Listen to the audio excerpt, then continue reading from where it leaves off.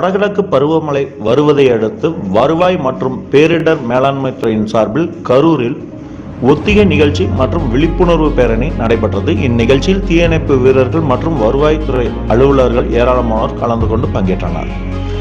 தமிழ்நாடு அரசு வருவாய் மற்றும் பேரிடர் மேலாண்மை துறையின் சார்பில் கரூர் வட்டாட்சியர் அலுவலகத்தில் வடகிழக்கு பருவமழை மாதிரி ஒத்திகை பயிற்சி நிகழ்ச்சி நடைபெற்றது. கரூர் மாவட்ட ஆட்சியர் அன்பழகன் அவர்களின் உத்தரவிற்கிணங்க கரூர் கோட்டாட்சியர் பாலசுப்ரமணியன் தலைமையில் கரூர் வட்டாட்சியர் செந்தில்குமார், தனி வட்டாட்சியர் ஆதி திராவிட நலத்துறை திருமதி அமுதா ஆகியோர் முன்னிலையில் நடைபெற்ற இந்த நிகழ்ச்சியில் கரூர் தீயணைப்பு நிலைய அலுவலர் விஜயகுமார் இந்நிகழ்ச்சியில் கலந்து கொண்டு வடகிழக்கு பருவமழையின் போது உயிர் மற்றும் உடைமைகளை எவ்வாறு காப்பது என்றும் பேரிடர் காலத்தில் முன்மாதிரி பயிற்சி வகுப்புகளை செய்து காண்பித்தார்.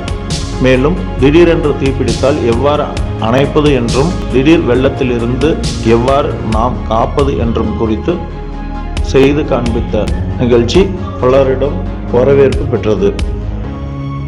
மேலும் கரூர் வட்டாட்சியர் அலுவலகத்தின் முன்புறம் நடந்த இந்த பயிற்சி முகாமினை தொடர்ந்து விழிப்புணர்வு பேரணியும் நடைபெற்றது.